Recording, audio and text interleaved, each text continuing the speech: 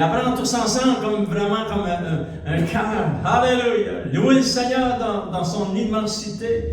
Louez-le, enfant de Dieu, pour ses hauts faits et ses bienfaits. Wow. Alléluia. Et ses bienfaits sont immenses. Et si vous avez votre Bible, si vous êtes enfant de Dieu, on va tourner ensemble dans Jérémie, chapitre 31. On va lire quelques versets dans la parole de Dieu, mais juste avant, j'aimerais juste faire un court résumé de tout ce que nous avons vu dans cette série d'enseignements. Si vous n'avez pas entendu les autres messages, vous pouvez aller sur la chaîne YouTube, vous écrivez juste Claude Dubé, et puis vous allez entrer sur la chaîne YouTube pour écouter les messages d'enseignement de la parole de Dieu. Et cette série avait comme enfant de Dieu titre « La provision divine ne s'arrêtera jamais ». C'est éternel, ça, enfant de Dieu. Ouh, alléluia! Nous avons découvert ensemble comment cette provision divine, vraiment, elle est partie, c'est Dieu qui a révélé ça à Abraham. Il lui a dit, mon nom est Jéhovah Jireh, c'est-à-dire l'Éternel qui pourvoira. Et on a découvert ensemble que lorsque Dieu dit l'Éternel qui pourvoira, c'est-à-dire que Dieu voit nos situations et il va intervenir dans nos situations. C'est pas seulement c'est les bénédictions, c'est les finances, mais c'est plus que cela, enfant de Dieu. C'est au niveau aussi, enfant de Dieu, spirituel. Dieu va vraiment pourvoir. Lorsqu'il vous regarde, il vous voit. Dieu vous voit, enfant de Dieu. Amen. Nous servons un Dieu grand et puissant. Alléluia. Et nous avons vu, enfant de Dieu, juste un court résumé. La première révélation, on a vu 3 raisons principales pourquoi Dieu pourvoira. Mais aussi, on a vu la première révélation pourquoi la provision divine ne s'arrêtera jamais. C'est parce que l'Éternel, ton Dieu, est avec toi. Et il a promis, il t'ouvrira ses réserves. Maintenant, je veux juste vous lire le verset dans le psaume 31. Je sais que vous le savez, vous l'avez déjà entendu, mais on va le lire ensemble. Gardez votre doigt dans Jérémie, chapitre 31, enfant de Dieu. Ça dit dans le psaume 31, verset 20, « Oh, combien est grande ta bonté que tu tiens en réserve. » C'est-à-dire que Dieu a des réserves. Et c'est vrai. Prenez juste l'exemple de votre salut. C'est une réserve, enfant de Dieu.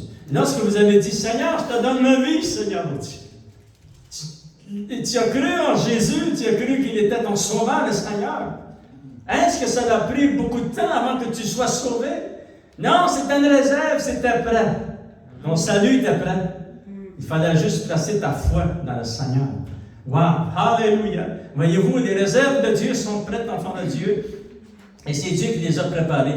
Deuxième révélation, pourquoi la provision divine ne s'arrêtera jamais? C'est parce que ces réserves ont leurs origines en Dieu. Il est la source de la vie. La parole de Dieu déclare dans Jacques chapitre 1, versets 16, 17 et 18, vous pourrez le lire, enfant de Dieu, ça dit ceci. Votre Dieu, c'est le Père des Lumières. C'est-à-dire que toute la force et l'énergie qui est dans la création dans laquelle nous vivons, tout ça qui tient ça ensemble a son origine en Dieu. La vie de toute cette création a son origine en Dieu. Et chaque fois que toi tu respires, Dieu te permet que tu respires. Chaque fois que je fais ça, je remercie le Seigneur pour l'avoir fait. Parce que Dieu donne le souffle à chaque être humain. Toute la vie a son origine en lui, enfant de Dieu. Il les réserve et ses bontés et sa grâce infinie est en lui. C'est pour ça, enfant de Dieu, que c'est infini. Dieu est infini. Alléluia. Maintenant, enfant de Dieu, nous allons regarder la 3e révélation. Pourquoi la puissance, la provision divine ne s'arrêtera jamais? C'est parce que le but de Dieu, on va le lire dans Jérémie chapitre 31, c'est que son but, c'est que son peuple soit rassasié.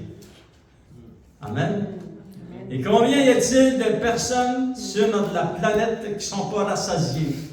Qu'ils ont ici à l'intérieur, dans leur cœur, c'est un vide qu'il y a là. Puis ils vont courir, ils vont dépenser des milliers pour essayer de remplir le vide qu'il y a ici à l'intérieur. Ils vont aller visiter, ils vont aller ici, ils vont aller à gauche, ils vont aller à droite pour essayer de remplir le vide. Et on ne peut pas remplir ça avec les choses matérielles, ce vide. Et l'enfant de Dieu, si vous avez votre Bible, s'il vous plaît, on tourne ensemble dans Jérémie chapitre 31. Alléluia.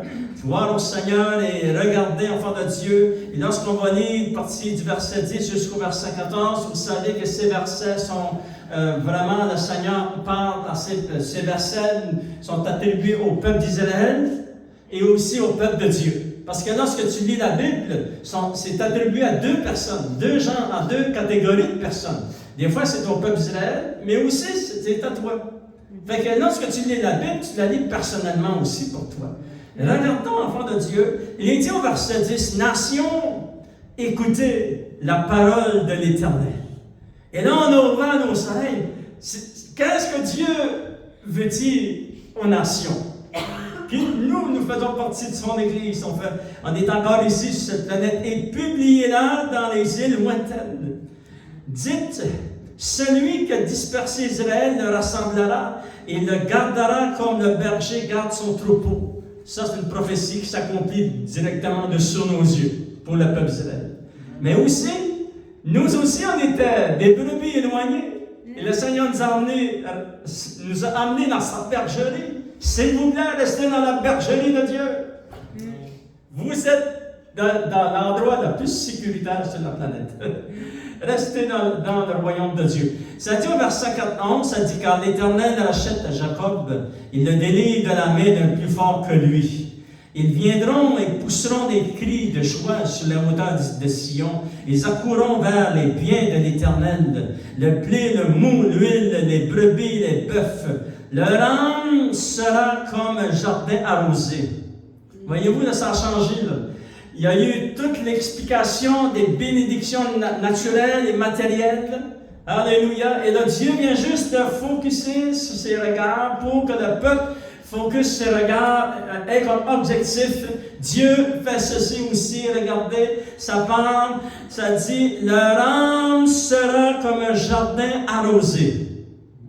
Et ils ne seront plus dans la souffrance. Alors les jeunes filles se réjouiront à la danse, les jeunes hommes et les vieillards se réjouiront aussi. Je changerai leur deuil en allégresse et je les consolerai. Et on dit merci Seigneur. Je leur donnerai de la joie après leur chagrin.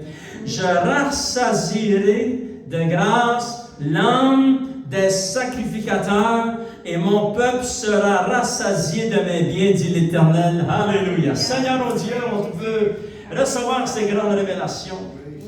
Et Seigneur, nous voulons être rassasiés ici dans notre cœur, dans notre âme, dans notre esprit, Seigneur. Et seulement toi qui peux guérir ici. Seulement toi qui peux remplir le vide. Seulement toi qui peux nous toucher. C'est un miracle, Seigneur. Et tu nous dis, Seigneur, c'est des grandes révélations. Tu nous dis, Seigneur, que tu vas remplir notre âme de l'onction, de la présence de Dieu, qui font partie de tes biens, Seigneur. Alléluia. Bénis ton Église, et au nom de Jésus, nous t'avons prié. Gloire au Seigneur. Alléluia. Et mon peuple se rassasiera de mes biens, dit l'Éternel, et l'un de ses biens est spirituel, et il touche l'intérieur du cœur d'une personne. Alléluia. Et là, je dis merci, Seigneur. Wow. Il y a seulement Dieu qui peut venir ici et toucher à l'intérieur de moi. Et vous aussi, enfants de Dieu. Dieu est venu, et je me souviens du jour où lorsque j'étais en ce temps-là, enfant de Dieu, j'avais 19 ans, et mon cœur était vide ici à l'intérieur. Et je ne savais pas comment aller à Dieu. Et lorsque j'ai crié à Dieu, cette fin de semaine-là, lorsque j'ai crié à Dieu, j'ai dit à Dieu, je ne sais pas comment aller à toi, et je sais que j'ai besoin d'un sauveur, mais je ne sais pas comment aller à toi, Seigneur. Et vous savez que ça a été un an plus tard. Un an. Pour moi, un an, je me dis, Seigneur, c'est terrible, un an. Vous savez qu'il se passe beaucoup de choses dans une journée. Et là, ça a été un an plus tard que j'ai été sauvé à 20 ans. Alléluia. Le vide qui était ici a été rempli. C'est un acte surnaturel de Dieu. Il rassasiera l'âme des sacrificateurs. Et vous savez que lorsque vous allez dans l'Ancien et dans le Nouveau Testament, ça dit dans la parole de Dieu que vous harmonisez les Écritures, vous découvrez, enfants de Dieu, que nous sommes un peuple mis à part pour Dieu, qu'il a fait de nous, nous a transportés dans le royaume de Dieu et nous sommes des sacrificateurs pour Dieu. Alléluia! Et c'est-à-dire, ce qui est écrit ici dans ce verset, c'est pour moi, c'est pour toi, c'est pour l'Église. Gloire au Seigneur, et ça dit, enfant de Dieu, leur âme sera comme un jardin arrosé. Et là, on parle de toutes les bénédictions sur le côté spirituel de la main de Dieu qui va toucher notre cœur, notre âme et notre esprit. Alléluia! Et là, enfant de Dieu, vraiment, on dit merci Seigneur. Et regardez le verset 14, ça dit, je rassasierai, il y a seulement Dieu qui peut faire ça, rassasierai de graisse l'âme des sacrificateurs. Le mot graisse ici peut être traduit par l'onction et la présence. La présence réelle de Dieu va rassasier ici notre cœur et notre âme et notre esprit. Alléluia! Parce que vous savez que l'être humain est créé en 3 parties. Vous avez votre corps. Lorsque vous faites cela, là, que vous vous pincez un peu, ouch! Voyez-vous? Là, ça, c'est mon corps. Mais c'est pas seulement Claude. Mon corps n'est pas Claude. Là. Claude a 3 parties. Il a son corps. Ça, tu regardes à travers mes yeux, tu vois mon âme et mon esprit. Lorsque je te regarde, je te vois toi. C'est pour ça qu'on a notre corps, notre âme et notre esprit. C'est écrit dans Thessaloniciens, enfants de Dieu. Alléluia. Fait que le Seigneur dit, je te rassasierai. Alléluia. Je rassasierai ton âme, je rassasierai ton cœur, je rassasierai ton esprit. Et ça, c'est tout au niveau de la puissance et de la présence de Dieu, enfant de Dieu. Alléluia. Le mot rassasier veut aussi dire ceci, enfant de Dieu. Le synonyme du mot rassasier, ça veut dire Dieu va nous satisfaire. Dieu va nous contenter. Vous savez, beaucoup de choses dans le monde.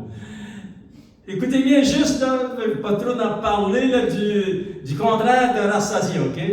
Quelqu'un qui n'est pas rassasié, c'est quelqu'un qui est vide. Quelqu'un qui est affamé. Quelqu'un qui est mécontent. Mais quelqu'un qui est rassasié par la présence de Dieu. Le Seigneur a touché ici ton cœur. Enfant de Dieu, tu deviens une personne qui est contentée, qui est satisfaite, qui apprend à se contrôler émotionnellement, qui apprend à prendre des bonnes décisions et à aller dans les directions où ce que ça ne t'éloignera pas de Dieu. Parce que des fois, on peut juste y aller une fois dans une classe. Et ça m'est arrivé à 19 ans. Et moi, j'ai été élevé sur la ferme à mes parents. Et puis, j'aimerais vous dire, j'ai eu de très bons parents. J'étais béni. J'étais béni d'être élevé dans cette maison. Et lorsque je m'avais inscrit à l'âge de 19 ans, je m'avais inscrit pour prendre le cours de métier de plombier. Au CCNB, l'ancien CCNB, c'est pas le nouveau qu'il y a là, mais c'est l'ancien CCNB. Il y avait une rencontre. Tous les nouveaux qui arrivaient, les étudiants, toujours une rencontre là, au début de l'année pour faire une petite célébration, pas une célébration extrême, mais une célébration pour inviter les nouveaux étudiants. Et moi, je suis allé, j'étais sur mon frère à ce temps-là, je demeurais là pour que ce soit plus proche, proche du CNB. Et puis, j'étais inscrit et on avait passé, tout arrangé le jardin pour l'année d'après parce que c'était au mois de septembre. Et puis, après qu'on a travaillé son jardin, j'ai été là. Parce que moi, je ne voulais pas y aller, mais j'ai été comme 10-15 minutes. Et lorsque j'ai été, j'aimerais vous dire quelque chose. Ça allait arriver 43 ans passés, que je vous raconte. 44 ans passés. Et on avait un petit peu de boisson. Parce que moi, je n'étais pas un alcoolique, je buvais des petites affaires, mais j'avais dans un verre, mon verre était donc gros comme ça, puis j'avais un petit peu comme ça. Mais j'ai passé mon verre. Ne restez jamais vos verres. C'est le comptoir, s'il vous plaît. Et lorsque j'ai passé mon verre, ça a été dans des mains de quelqu'un que moi, je ne l'avais pas vu. Mais aujourd'hui, je sais qui il est, cette personne-là. Mais il était là, et il a mis une sorte de drogue dans sa verre-là, que c'était épouvantable, qu'est-ce que j'ai vécu. Ça l'est arrivé quand, quelques années passées. Aujourd'hui, là, les drogues qu'il y a, là, qui circulent dans nos villes, puis dans nos provinces, puis dans nos pays, là, c'est immense à comparer à ce que moi j'ai vécu. Ça fait que, s'il vous plaît, faites attention. Allez pas dans des endroits, des fois c'est 10-15 minutes. Et ce 10-15 minutes-là que j'ai été là, j'ai pas resté plus. Parce que je me souviens, j'avais arrivé en autour de 9h30 parce qu'on avait travaillé dans le jardin. Et moi, d'après mon calcul, c'était à 10h moins quart, je suis parti. Parce que lorsque j'ai juste bu une gorgée, une petite gorgée, tout a changé. Le CCNB était la tête en bas comme ça, là. Ma voiture était la tête en bas. Puis moi, là, j'étais un homme qui était vigoureux. J'étais un jeune homme, là, puis j'étais vigoureux. On m'était mis sur une ferme sur les terres, et puis on avait appris à travailler, puis mais là, c'était plus pareil. Ça a été 3 jours. 3 jours. C'était vraiment ça m'a dépassé. Même aujourd'hui, j'y pense, c'était dépassé, ça. Et puis, j'ai failli mourir à travers ces 3 jours-là. Et là, enfant de Dieu, je me suis dit, waouh! Pourtant, moi, j'étais un homme qui aimait les gens. Pourtant, j'étais une personne qui voulait bâtir dans la vie. Pourtant, j'étais une personne qui m'a jamais aimé d'ici à l'intérieur, enfant de Dieu. Et lorsque j'ai crié à Dieu, cette fin de semaine-là, lorsque Dieu me dit, si tu serais mort, c'est moi qui t'ai protégé. Si tu serais mort, tu descendais dans ce jour de mort. Mais moi, écoutez, j'avais jamais lu la Bible. Si toi, tu étais élevé dans un foyer chrétien, tu as déjà lu la Bible, tes parents t'ont déjà lu la Bible. Mais moi, on n'a jamais lu la Bible chez nous.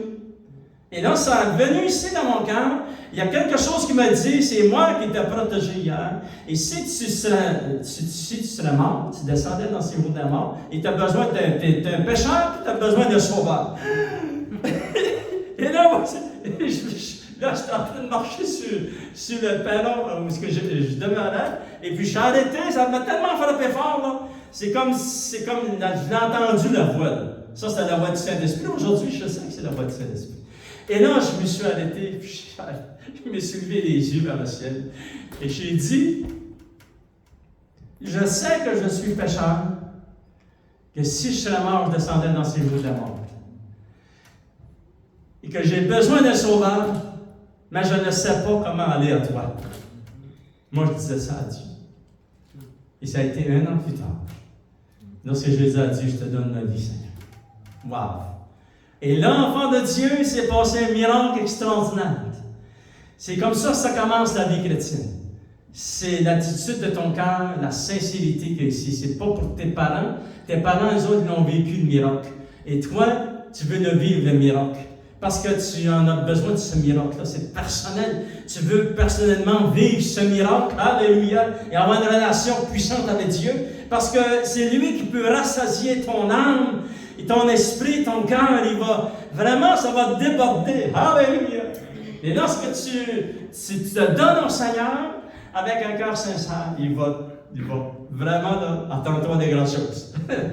Tu vas être béni au-dessus de tout ce que tu as pu t'imaginer parce que Dieu est grand. Gloire au Seigneur. Il va te rassasier. Il va rassasier ici ton cœur. Gloire au Seigneur. Voici l'un des buts les plus puissants de Dieu. Lorsqu'il parle de ses biens sont aussi spirituels. Et ce but, enfant de Dieu, c'est rassasier l'âme. Leur âme sera comme un jardin arrosé. Je rassasierai de graisse l'âme des sacrificateurs et mon peuple sera rassasié de mes biens. Gloire au Seigneur. Fait que nous découvrons, enfant de Dieu, que Dieu a en réserve pour son peuple des biens matériels, des biens physiques, des biens financiers, mais aussi des biens spirituels qui sont très, très puissants. Alléluia! Vraiment, Dieu va prendre soin de vous, enfants de Dieu. Regardons qu'est-ce que ça dit dans le psaume 63. Alléluia. Écoutez bien, enfants de Dieu, le psaume 63. Wow! Et ça va vraiment avec...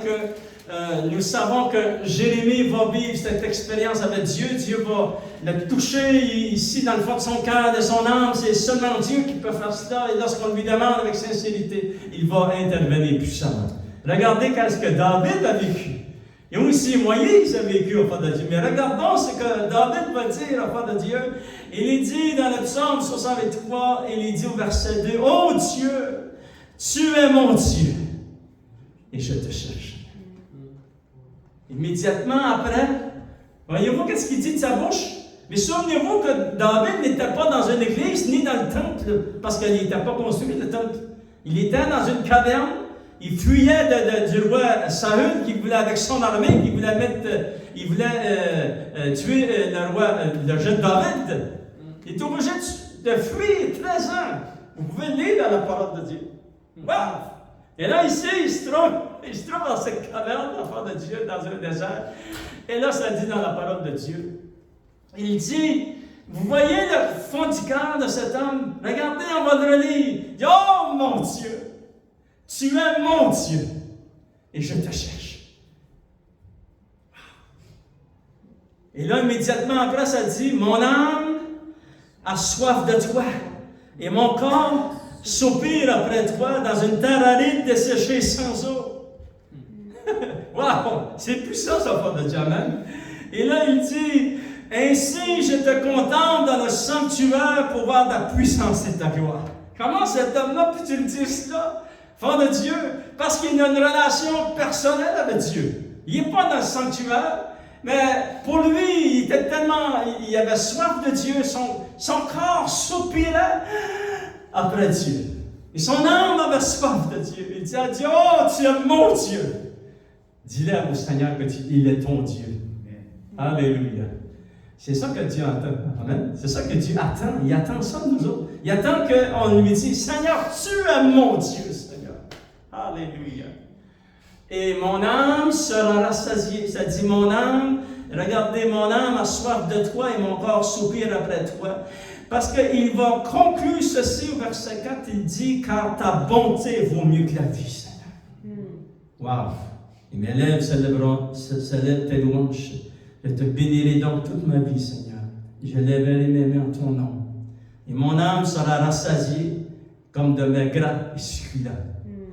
Et avec des cris de joie sur les lèvres, ma bouche te célébrera. Wow.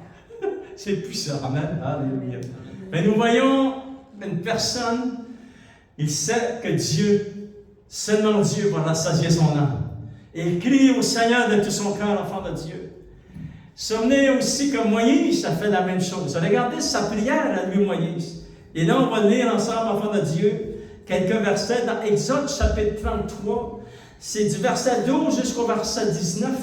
Mais je vais vous placer dans le contexte, parce que vous savez que les chapitres précédents, la parole de Dieu nous explique que le peuple s'était fait un veau d'or. Ils avaient pris un veau, ils l'ont couvert d'or. En plus, c'est passé, ils l'ont nommé du nom de Dieu. Alors, Dieu était dépassé. Moïse était sur sa montagne avec Dieu. Dieu était en train de lui donner les 10 commandements. Et là, Dieu dit à Moïse, descends. Descends, ton peuple, c'est corrompu. Puis là, Moïse, enfant de Dieu, vous savez qu'il était un homme de prière. Non, c'est pas mon peuple, c'est ton peuple. Et là, il y a eu une grosse discussion entre Moïse et Dieu. Moïse, il dit, non, c'est pas mon peuple, c'est ton peuple. J'étais dans mon pays, tu m'as demandé d'aller chercher ton peuple qui était en Égypte, les sortir, les emmener ici à la montagne, et là, tout ce qu'ils ont fait, il y a eu une grosse discussion. Vous pouvez la lire, cette discussion-là. Dieu dit, tu m'avais dit que quelqu'un qui allait venir avec moi, et là, toi, tu connais mon nom, moi, je ne te connais pas, et là, vous pouvez lire ça, enfant de Dieu, verset 12, jusqu'au verset, écoutez bien, ça dit, le Dieu, il discute, Moïse dit, Seigneur, marche quand même avec nous, parce que si tu ne marches pas avec moi, Seigneur, mon Dieu, je ne partirai pas d'ici. Et je reste ici. Ah, c'est une grosse discussion.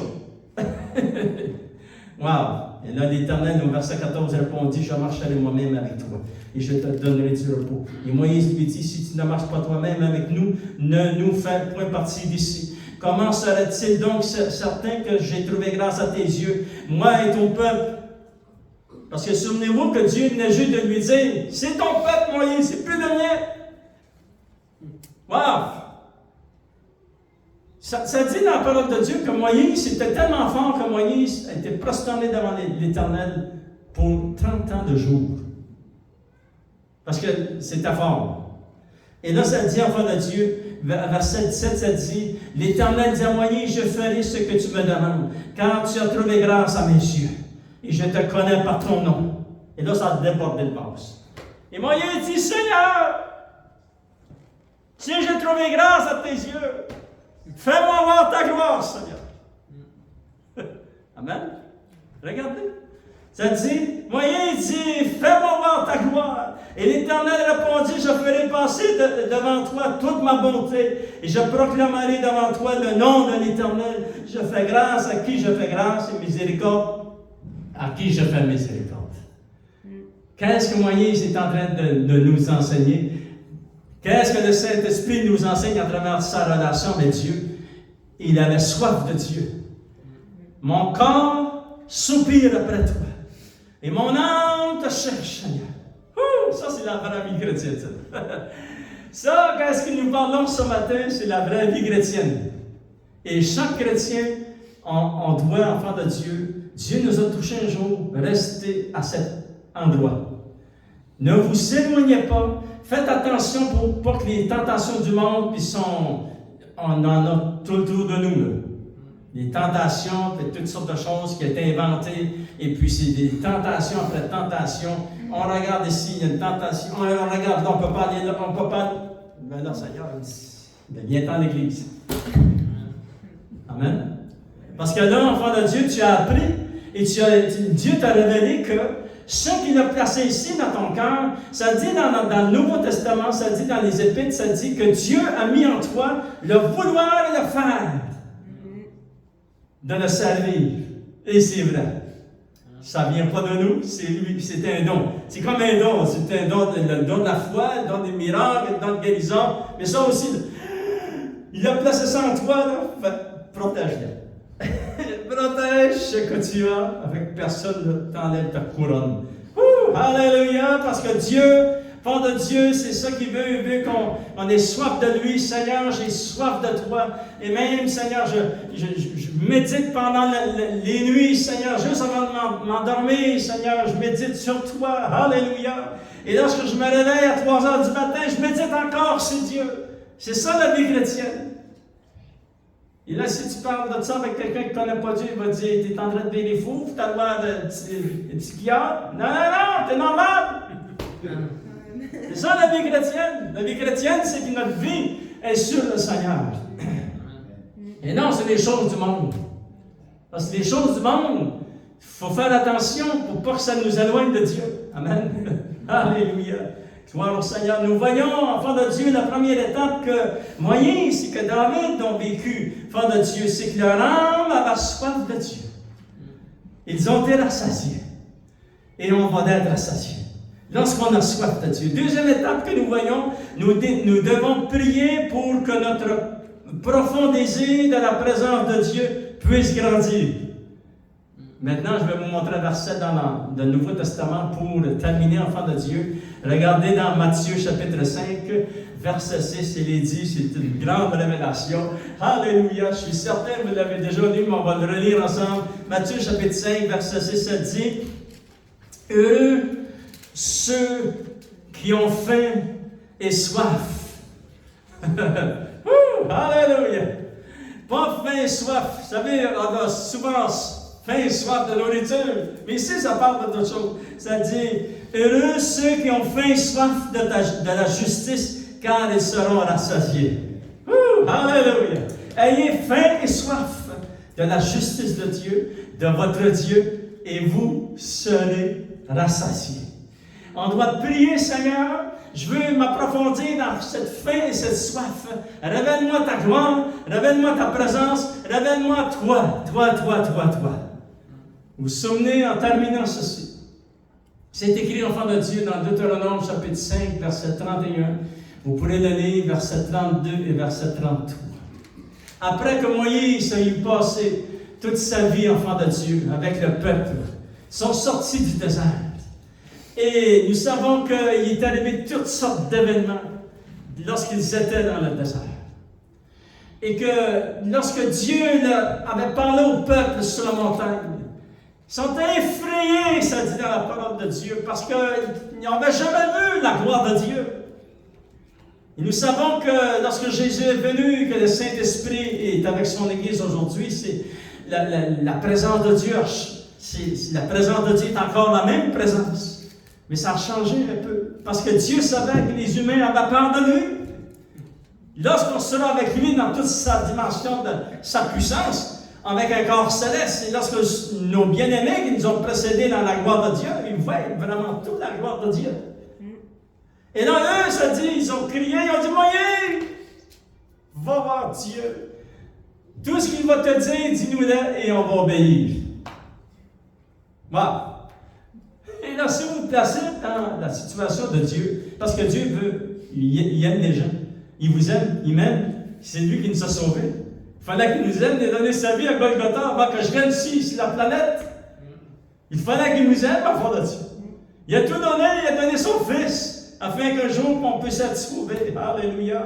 C'est la même chose dans l'Ancien Testament, il aimait ces gens. Et là, tous ces gens lui disent, parle-nous plus, Seigneur. Et là, moi, Dieu se retourne vers Moïse et dit, Moïse, mets-toi, Moïse, reste ici avec moi. Tu peux-tu, Moïse, rester ici avec moi? Wow, c'est fort ça.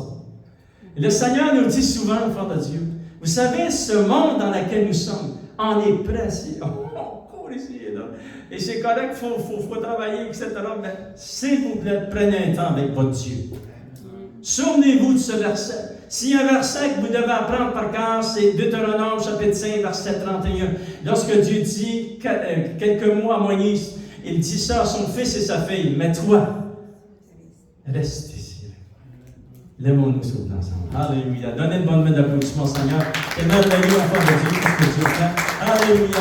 Enfant de Dieu, on va inviter nos musiciens. J'aimerais qu'on puisse chanter ce chant ensemble. Alléluia. Afin que lorsqu'on va chanter, qu'on puisse élever nos mains vers le Seigneur, qu'on puisse lui dire, Alléluia, Seigneur, on te remercie de tout notre cœur. Seigneur, on a soif de toi, Seigneur. Et mon corps soupire après toi, Seigneur. Et mon cœur, Seigneur, veut être rempli de toi. Seigneur, ce monde, Seigneur, nous vide. Mais toi, lorsqu'on revient à toi, Seigneur, tu nous remplis. Toi seul pour nous rassasier, Seigneur.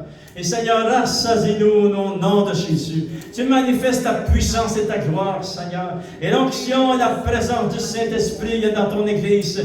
On est bénis, Seigneur, oh Dieu. Alléluia. Et nous voulons t'offrir ce chant, Seigneur, oh Dieu. Oui, c'est un chant qui vient de notre cœur. Pas juste le chanter, mais c'est un chant qu'on veut le chanter. Participer. Vive le chant, Seigneur. Alléluia. Juste moi et toi, Seigneur. Parce qu'on veut se souvenir de Deutéronome chapitre 5, verset 31, lorsque tu dis, mais toi, mon fils, mais toi, ma fille, reste ici avec moi. Et lorsqu'on le chante, enfant de Dieu, nous élevons nos mains vers lui. Et on dit, Seigneur, je veux juste être avec toi. Amen. Juste être avec toi. On ferme nos yeux. Voyez-vous, on ferme juste nos yeux. Et on se concentre sur lui. Alléluia.